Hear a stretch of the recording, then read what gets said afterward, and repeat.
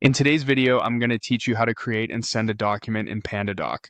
Pandadoc is a powerful tool designed to streamline the process of creating, approving, and e-signing documents, which is a great asset for businesses looking to improve their document workflows.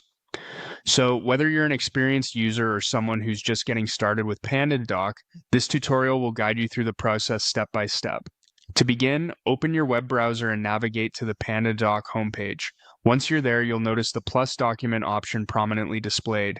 This feature will be your starting point. The Pandadoc platform is user-friendly, and right on the dashboard you have several options labeled under Quick Access. These options are designed to help you jump right into creating or accessing documents without unnecessary clicks. In addition to quick access, you'll also see sections like My Templates and Shared with Me. These are handy if you often work with pre-designed templates or collaborate on documents with colleagues.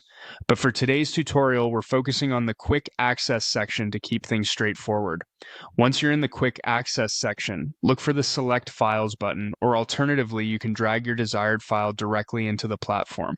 This area allows you to bring in your existing documents and prepare them for sending. After selecting your file, it's time to give your document a specific name and add recipients who will receive and possibly sign the document. These steps are crucial as they ensure that the right people get access to the document and it's apparent what the document pertains to. With your document named and recipients added, click on Continue to move forward in the creation process. Now, you'll see the Content workspace. Here you can add to or modify the document content. You can drag items into the workspace or use the panel options. Several key elements can be incorporated at this stage. You'll see options for adding standard text fields, which are perfect for adding necessary information or instructions. Moreover, the ability to add signature fields is what makes Pandadoc truly powerful. Adding a signature field is as simple as dragging and dropping it wherever it's required in the document.